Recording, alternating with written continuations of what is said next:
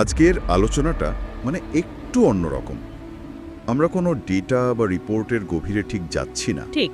বরং একটা ব্যক্তিগত অভিজ্ঞতার বিবরণে একটা কাহিনীতে ডুব দেব। উৎসটা হচ্ছে কেরালার এক প্রত্যন্ত গ্রামে একজনের পোস্টিংয়ের অভিজ্ঞতা। জায়গাটার নাম কুনুর। কুনুর, হ্যাঁ। এখানে কিন্তু কোনো বিশ্লেষণ বা সারাংশ করার চেষ্টা নয়। উদ্দেশ্য হলো কাহিনীটা যেমনভাবে বলা হয়েছে তেমনভাবেই অনুভব করা। একদম তাই। কাহিনীটা আসলে এক অবিবাহিত বাঙালি যুবকের, আবির। তাকে অনিচ্ছা সত্ত্বেও 4 মাসের জন্য কুনুরে যেতে হয়েছিল। ওহ, আচ্ছা। তো তার নিজের ভাষাতেই বলা হয়েছে সেখানকার পরিবেশ, মানুষজন আর এক বেশ অদ্ভুত অভিজ্ঞতার কথা।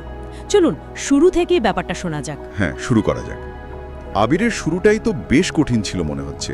কেরালার প্রত্যন্ত গ্রাম, ভাষা প্রায় অচেনা। হ্যাঁ, বেশিরভাগ মানুষই তো তামিল বলেন, কেউ কেউ হয়তো অল্প হিন্দি জানেন। আর উনি যেহেতু ধুতি পাঞ্জাবি পরতেন, তাই স্থানীয়রা নাকি বাঙালি বাবু বলে চিনি নিয়েছিল। হ্যাঁ, ওইটুকুই পরিচয়। কিন্তু এই পরিচয়টুকু ছাড়া মানিয়ে নেওয়াটা মোটেই সহজ ছিল না তার জন্য। তা তো বটেই। বিশেষ করে থাকার জায়গার খাবার ব্যবস্থা